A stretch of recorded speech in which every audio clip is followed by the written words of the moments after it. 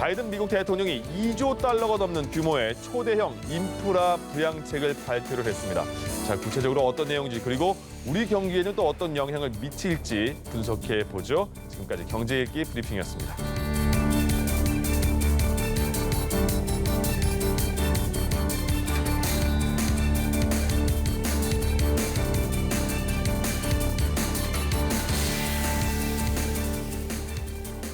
네, 김대우의 경제 읽기 오늘도 김대우 박사와 함께합니다. 네, 어서 오십시오. 안녕하십니까? 네, 반갑습니다. 네. 네. 오늘도 경제 현안부터 짚어보겠습니다. 금융당국이 신용대출을 규제를 하면서 가계대출은 증가 폭을 줄였는데 주택담보대출은 여전히 증가세거든요. 뭔가 이유가 있을까요? 예, 주담대, 주택을 담보로 한 대출을 흔히 금융권에서 주담대라고 부릅니다. 네. 이 주담대가 3조 원씩 계속 지금 늘어나고 있어요. 매달. 정부가 부동산에 대한 대출을 계속 억제하고 또 부동산 재건축, 재개발도 물량이 줄어들었음에도 불구하고 주택담보대출이 늘어난 것에 대해서 좀 이상 신호로 보여지는데요. 그 안에 내부를 자세히 들여다보면 주담대 늘어난 그 3조 원의 거의 70%가 전세 대출입니다. 네. 그러니까 최근에 전세값이 지난해 연말부터 좀 오르지 않았습니까? 네. 임대차 이법의 영향도 있고요. 그러다 보니까 특별히 다른 어떤 부동산 시장에 새로운 변수가 없었음에도 불구하고 전세값 오른 그만큼 대출이 더 나갔고 또 전세를 새로 구했을 경우에 그만큼 과거의 전세금보다 전세금이 좀 높아졌다 이렇게 볼 수가 있습니다. 다행스러운 것은 전세 대출을 제외한 나머지 대출만 놓고 보면 대출 규모가 상당히 증가 속도가 상당히 빠르게 줄어들고 있어서 네. 은행을 이용한 투기는 상당히 지금 억제가 되고 있다 이렇게 볼 수가 있겠습니다. 그렇군요. 그리고 아파트를 사려고 하는 그 심리가 7주 연속 조금씩 내린다고 하는데 그러면 이게 또 집값이 떨어지는 것까지 이어질 수 있을까 궁금한데요. 그렇습니다. 아파트 매매 심리 지수라는 게 있어요. 예. 주택을 거래하는 사람이나 뭐 또 비단 주택을 사고 팔지 않더라도 굉장히 체크해 봐야 될 중요한 지표인데요. 한국 부동산 원 바로 직전까지만 하더라도 감정원이라고 불렸던 국가기관이죠. 네. 여기서 조사한 바에 따르면 서울 아파트의 매수, 매도, 사겠다는 세력과 팔겠다는 세력을 비교한 이 아파트 매매 지수가 7주째 연속으로 내려오고 있다. 네. 적어도 패닉 바잉, 패닉 바잉은 우리 흔히 공황 매수라고 그러죠. 네. 놀라서 다른 사람이 하니까 나도 사지 않으면 안 되겠다 예. 해서 마구 사 들어가는 이런 심리는 조금 안정이 되지 않았냐 이렇게 볼 수가 있는데요. 그러나 그럼에도 불구하고 저 매수 심리가 7주 연속은 하락했지만 그러나 여전히 절대 지수가 100 위에 있습니다. 높군요. 100이 중요한 것이거든요. 100은 매수와 매도가 똑같다. 사겠다는 사람과 팔겠다는 사람의 숫자나 양측에서 제시하는 가격이 똑같았을 때 100인데 네. 지금 이게 여전히 101 정도란 말이죠. 물론 과거에 102 이런 때보다는 내려왔지만 이게 101 이상에 높아져 있는 게 무려 18주째입니다. 예. 그런 면에서 매수 심리는 조금 하락하고 있지만 아직 본격적으로 하락했다고는 보기가 어렵고요. 이사 공급 대책 이후에 시장에서 어떤 패잉 바닝 심리는 꺾였지만은 서로가 아직도 눈치를 보고 있는 그런 상황이다 이렇게 볼 수가 있겠습니다. 집값 하락까지 이어지기는 어렵겠네요.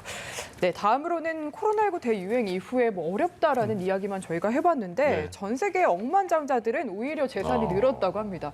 우리나라 사람도 38명이나 명단에 있더라고요. 예, 코로나가 가져온 가장 큰 은혜, 코로나 때문에 가장 큰 덕을 입은 사람은 역시 그 부자들, 억만장자였던 것으로 나타나고 있습니다. 예.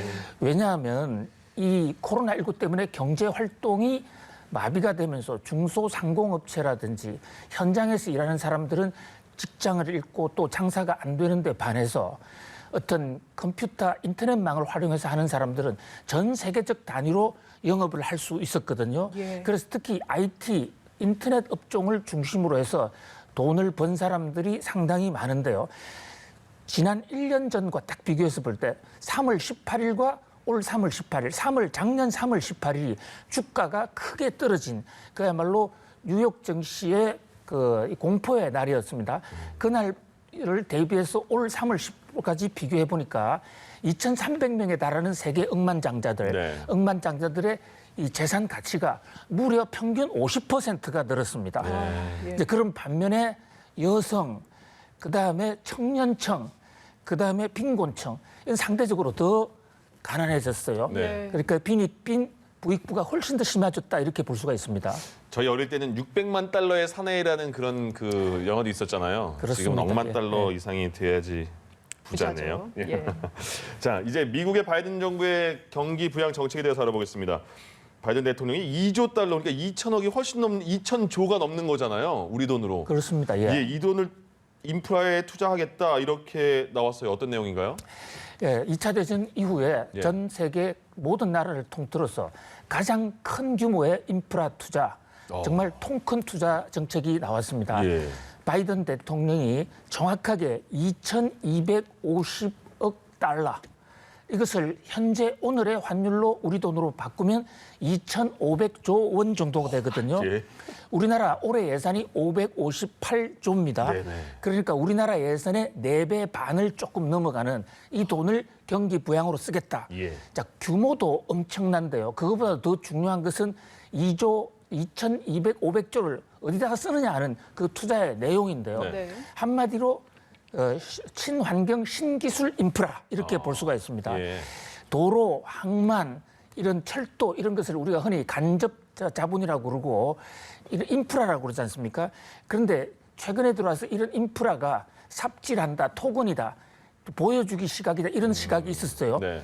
그런데 바이든 대통령의 이번 인프라는 단순하게 도로만 늘리는 게 아니고 단순하게 철도를 늘리는 게 아니라 철도도 늘리면서 거기다가 신기술을 가미하는 거죠. 이를테면 전국 고속도로에 50만 개의 전기차 충전소를 설치합니다. 그다음에 전국 어디서나 5G가 터질 수 있는 고속통신망을 장치하거든요. 예. 거기다가 반도체에 대해서는 엄청난 지원금을 대주고 그러면서 거기에 해당하는 사람들의 일자리까지 확대하는 이런 것인데 이 바이든 대통령의 이 인프라 투자 계획이 나온 이후에 전 세계 증권 시장이 환호하면서 주가가 지금 많이 오르고 있습니다. 예. 우리도 이제 한국형 뉴딜 정책을 지금 정책을 추진하고 있는데 루즈벨트 대통령의 뉴딜 정책과 이번 정책이 좀 비교가 되나 봐요. 그렇습니다. 이게 바이든 대통령 스스로 예. 이번 이 인프라 대책 2,500조를 투자하는 것은 자기가 정치적 스승으로 가장 존경하는 루스벨트 대통령을 흉내낸 것이다. 네. 이렇게 얘기하고 있습니다. 예. 루스벨트 대통령, 미국의 루스벨트 대통령이 2명이 있어요. 공교롭게도 한 명은 공화당, 한 명은 민주당에서 사람들이 좀 헷갈릴 수가 있는데요. 네. 지금 바이든 대통령이 꼭 집어 언급한 이 미국 정치의 영웅 루스벨트 대통령은 민주당 소속의 프랭클린 루스벨트, 흔히 우리가 FDR로 부릅니다. 예. 이 루스벨트 대통령이 1933년에 지금으로 또 80여 년 전에 집권을 했는데요. 네. 그때부터 무려 미국 대통령 역사상 4선 4번을 연이어한 유일한 대통령이기도 해요. 그 당시에 미국 경제가 대공황, 네. 그레이트 디프레션이 와서 많은 사람들이 굶주림에 죽어가고 있었습니다. 그것을 이른바 뉴딜 정책, 뉴딜 정책 중에서도 그중에서도 핵심은 테네시강 개발 공사라고 하는 그 인프라를 깔면서 미국의 동남부권의 강을 수해와 홍수로부터 완전히 막으면서 일자리를 창출해서 나라를 살렸거든요. 네. 거기에 버금가는 정책이다. 인류의 번영과 미래를 담보한 또 획기적인 정책이다. 이렇게 지금 바이든 대통령은 그렇게 스스로 자찬을 하고 있습니다. 네. 예. 전 세계도 이 바이든 대통령의 초대형 인프라 투자에 기대감이 큰 것 같습니다. 뉴욕 증시도 올랐고요. 코스피도 지금 상승세거든요. 우리 경제에 어느 정도나 영향을 미칠까요? 일단은 인프라가 투자가 되면 미국의 내부적인 일이긴 하지만 예. 거기에 필요한 기술이나 원료, 부품들을 다른 나라로부터 사올 수밖에 없습니다. 그중에 특히 초고속 통신망이라든지 또는 전기차 이런 것 등과 관련한 이 인프라 부품들은 한국이 주수출국이기도 하고 세계에서 특히 전기차 배터리 같은 경우는 경쟁력이 가장 높지 않습니까? 예. 그런 면에서 우리나라의 이 수출 또 수출 산업을 통한 고용 확대 이런 가능성이 상당히 높아져서 오늘 코스피, 코스닥에서도 그 관련 업종, 인프라의 수혜를 볼 수 있는 종목들, 특히 전기차라든지 IT 업체들 이런 회사들 주가가 상당히 많이 올랐거든요. 예. 예. 한 가지 이제 그 부담이 있다면 우리 경제학에서는 공짜 정심은 없다 해서 한쪽을 강화하면 다른 한쪽에 반드시 부담이 생길 수가 있습니다. 네. 그래서 이제 이 바이든 대통령의 인프라 투자 정책이 그 자체만으로는 경기 부양, 경기를 상승하는 효과가 많이 나지만 그 돈을 어디서 끌어오느냐라는 문제점을 놓고 볼 때 세계 경제에 좀 부담도 주거든요. 예. 만약에 저것이 국채를 발행해서 부양책을 쓴다 그러면 국채 발행 과정에서 국채 금리가 올라가면 그것이 우리나라 금리에까지 금리 상승 요인이 되고 주가 하락 요인이 될 수가 있어요. 그런데 예. 이번에 바이든 대통령은 바로 이 점을 직시하면서 국채 금리를 상승세를 막기 위해서 국채를 발행하는 것보다는 증세, 세금을 더 늘리기로 했습니다. 예. 법인세 세율을 21%에서 28%로 높이기로 했거든요. 그렇다면 법인세가 좀 많은 기업들, 이런 기업들은 좀 부담이 될 수가 있는 그런 동전의 양면적 측면도 없지는 않습니다. 이게 그 바이든 대통령이 8년 정도를 잡고 추진한다는 거잖아요. 그렇습니다. 기간을요. 근데 말씀하신 것처럼 증세로 재원을 조달하겠다 하니까 공화당이 굉장히 반대하는 것 같아요. 그렇습니다. 미국의 공화당과 민주당을 구별하는 가장 확실하고 분명한 팩터는 세금입니다. 네. 세금을 낮추자. 어떤 일이 있어도 세금을 적게 걷자 하는 것이 공화당이고요. 세금을 어떤 일이 있어도 많이 걷어야 된다. 그래서 좋은 일에 쓰자. 이게 민주당인데요. 예. 한국도 좀 비슷하죠. 예. 그런데 이제 바이든 정책에 대해서 바로 공화당은 반대를 하고 있습니다. 바로 공화당의 전 대통령, 트럼프 대통령이 미국의 법인세를 35%에서 21%로 무려 반토막 정도를 냈거든요. 예. 그런 이제 트럼프 대통령의 공을 바로 없애려는 것이 아닌가 이러는데 바이든 대통령은 지금 미국의 법인세를 21%, 28%로 높이더라도 네. 전 세계 평균보다는 높고 그다음에 한국의 32%보다도 미국의 법인세가 더 낮습니다. 네. 그러니까 미국이 아직도 법인세가 더 낮다는 거죠. 그래서 더 큰 부담이 없고 그리고 미국 기업들의 상대적 불평등을 막기 위해서 다른 나라의 법인세를 좀 올리도록 유도하겠다. 이렇게 얘기를 했기 때문에 국채 금리의 영향은 크게 지금 주고 있지 않고 오히려 부양책 발표가 되면서 미국 국채 금리가 지금 떨어졌어요. 그것이 뉴욕 증시 또 코스피, 코스닥 상승 요인이 됐는데요. 그러나 공화당에서 이렇게 반발을 하고 있기 때문에 과연 이 세금 인상이 뜻대로 잘 될 것인지 이 문제는 또 미국의 국내 정치 문제이기 때문에 좀 더 두고 봐야 할 것으로 보입니다. 네. 네. 그 바이든 대통령의 부양책이 우리나라에 미칠 영향 조금 전에 살펴봤는데 특히 산업별로 본다면 뭐 반도체, 배터리 말씀하신 그 정도가 좀 최대 수혜를 얻을까요? 그렇습니다. 이 반도체 분야는요. 지금 트럼프 대통령이 국가 전략 산업으로 지정을 했고 100일 작전을 지금 펴고 있거든요. 예. 그리고 다음 주 초에 전 세계 반도체 관계자들을 불러서 반도체 비상대책회의도 합니다.